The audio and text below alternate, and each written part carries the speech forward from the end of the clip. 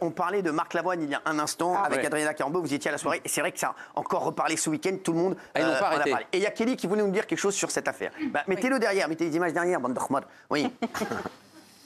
Est-ce qu'on peut laisser les gens un petit peu être heureux? Voilà. Je pense qu'ils sont tous les deux heureux. Ils le traduisent différemment. Je pense que si elle n'avait pas voulu se faire galoche, elle se serait décalée ou elle leur aurait fait comprendre. Ils en auraient parlé avant. C'est compliqué de dire à ton mec devant tout le monde. Je pense qu'elle a du caractère. Elle sait parler. Elle a du caractère. Moi, j'adore les deux.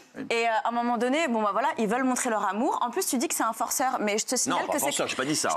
Pas forceur. Tu veux qu'on fasse le truc? Non, Attends.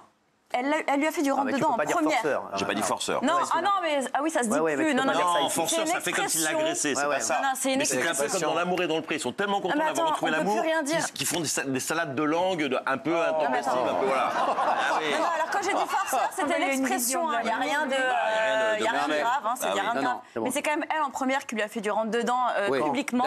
Donc après, s'il est là, il trouve des galoches, ils montrent leur bonheur. Il n'y a rien de grave. Non, oui, calme-toi.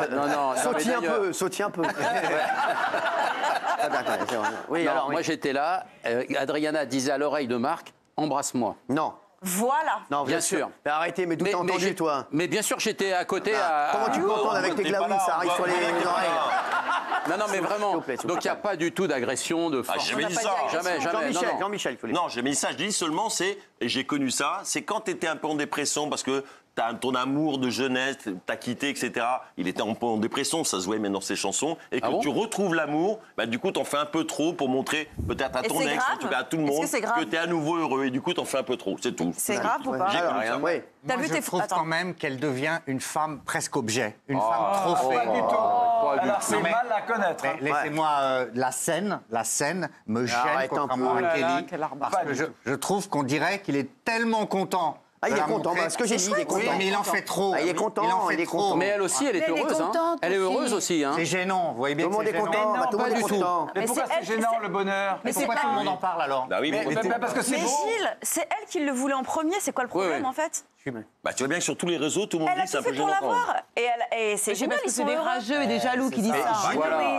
Il aurait voulu. Non, mais c'est bizarre, Gilles, que tu dises en fait que c'est une femme trophée alors que c'est une femme forte, c'est une femme indépendante, c'est une femme qui a toujours voulu faire ce qu'elle a fait, qu'elle a mené sa carrière d'après mannequin de manière incroyable. Enfin, c'est pas du tout une victime dans ce truc-là. Il la considère comme une femme. C'était dans la vie intime des gens. Ils disent ce qui s'est dit sur les réseaux aussi. Mais Gilles, t'es le premier à acclamer haut et fort ton amour pour ta femme et bravo à toi. Non, mais si je l'embrasse comme ça, je me fais complètement jeter.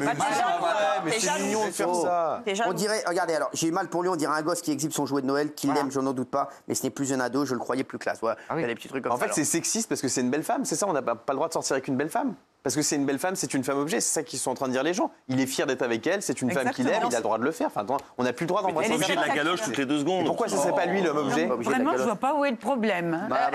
Daniel, ça t'aurait déplu toi de te faire galoche? Mais moi, je faisais pas galoche en public. Hein. Voilà. Excusez-moi, est-ce qu'on peut quand même parler de l'Instagram et des réseaux de Jean-Mi où il expose sa femme et c'est très bien? Il n'y a pas une galoche. Non mais attends, vous êtes à moitié à poil tous les deux sur les photos. On a la piscine, on est en été au bord de la piscine en fait. Cyril, défendez-moi, merci. Mais c'est bien. Il a raison, il a la piscine, il a pas de mettre en doudoune. Je veux faire. Mais c'est bien, j'adore. Merci. Et Benaïm qui exhibe patoche comme un. Mais c'est vrai. Les chéris, Fabien Lecoeuvre, merci d'être là. On a des infos aujourd'hui. Il y a eu un cambriolage homejacking. Homejacking, ça date déjà de 8 mois. Homejacking, qu'est-ce que j'ai dit? Ah non, homejacking. Il y a eu une agression chez Jean-François Piège, ce célèbre cuisinier étoilé. Et ça s'est passé dans la nuit du 25 au 26 janvier de cette année. C'est pareil. Quoi? Dans la nuit du 25. Mais c'est pas des infos du jour? Non, mais... Les infos du jour, septembre. Non, les infos du jour, c'est qu'on a arrêté les 5 personnes, mais sur cette fameuse agression qui datait du 25 et 26 janvier 2024. Ils ont enfin été arrêtés grâce à la télésurveillance qu'il y a dans les villes et grâce au téléphone portable, puisqu'il y a un traceur sur tous les téléphones et on arrive à savoir si les personnes étaient dans la même rue à ce moment-là. Ces jeunes ont été placés tous, la plupart en garde à vue, arrêtés, donc 3 sont en garde à vue sur les 5. Mais ils ont quand même mis beaucoup de temps pour les attraper, quand Merci, même, depuis le mois de janvier. Oui, mais bon. La place, elle est radie. Ça prend un peu de temps. C'est des mineurs de 16 à 17 ans au moment des faits, extrêmement dangereux, qui ont été interpellés en Seine-Saint-Denis et dans le Val-de-Marne. Et maintenant, la grande question, c'est quel était le commanditaire. D'accord. Parce que c'est impossible que ces jeunes qui ont repéré la veille, ces jeunes n'ont pas les moyens d'avoir une logistique, n'ont pas les moyens de savoir qu'il y avait un butin de 150 000 euros. Donc voilà, quel est le commanditaire qui n'a pas encore été identifié. 150 000 euros l'évaluation au mois de janvier de cette année. Et là, depuis une semaine, on est à 300 000 euros. Okay. Entre les bijoux, les sacs de marque, les ordinateurs, etc. Enfin, il y a des matériels. Ça révèle qu'il y a un grand réseau de têtes qui utilisent des jeunes pour faire des coups pareils. Exactement. Brigitte Bardot s'en prend violemment aux enfants d'Alain Delon.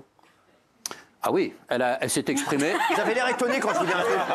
C'est toi qui lui donne ça. C'est moi qui lui donne l'info. C'est moi qui lui donne les infos. Non, moi j'ai une autre. Ah bah oui. J'ai une autre info. Non, mais déjà on peut s'arrêter sur cette info. C'est quoi l'info? En restant sur Alain Delon, bien sûr. Bon, elle s'est exprimée pour dire que finalement il avait été presque. Qu'est-ce qu'elle a dit, Brigitte? Tu nous donneras ton info après, parce que c'est bon.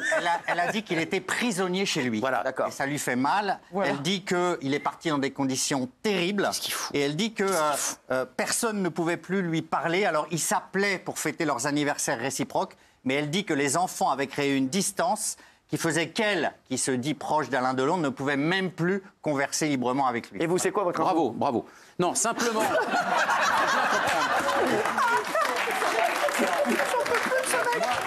Moi, j'ai une info beaucoup plus émouvante. Oui, c'est quoi? Parce que ces trois enfants, que ce soit Anouchka, que ce soit Anthony ou Alain Fabien, ont respecté la dernière volonté d'Alain Delon.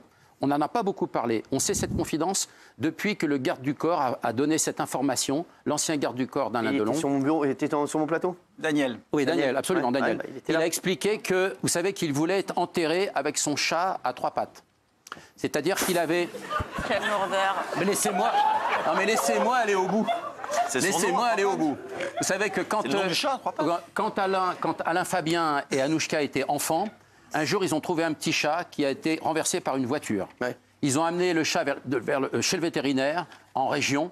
Et Alain Delon a fait envoyer son hélicoptère pour emmener ce petit chat chez le vétérinaire à Paris. Celui qu'il connaissait bien, et qui soignait tous ses animaux. Ouais, alors ce petit chat a été sauvé. Mais il est mort il y a déjà plusieurs mois. D'accord. Ils l'ont mis au congélateur. C'est-à-dire qu'ils l'ont... Notre gueule. Non mais t'imagines ou pas? Mais non mais laissez-moi aller au bout. Excuse-moi, qui veut des Captain Igloo? Faut pousser le chat quand même. Hein. Les gars, c'est relou. Non mais ça devient relou le chat, sans déconner. On veut pas. Qui veut des brocolis? Faut chier, putain, les mecs. Non mais papa, il faudra vraiment que tu pousses le chat un moment. On peut plus. Qui a déjà mangé une pâte en plus? Alors oui. Non. Donc il a été congelé. Et sa dernière volonté, c'est d'être enterré avec Poupous. La dernière volonté du chat? Tais-toi. Non, la dernière volonté d'Alain Delon, c'est d'être enterré avec Poupous, le nom de ce chat. Je sais que l'histoire de... Non mais si on peut pas raconter, c'est... S'il vous plaît. Non mais c'est bon. Et donc, il voulait tuer son chat. Donc la dernière volonté, ils lui ont mis Poupous dans son cercueil. C'est 3 pouces. Donc ils ont mis Poupous. Ils l'ont mis dans son cercueil parce que c'était sa plus grande volonté. Et là, moi, je veux saluer quand même les enfants parce que de respecter cette volonté quand même un peu particulière. Oui. Alors il fallait chercher Poupous. Voilà.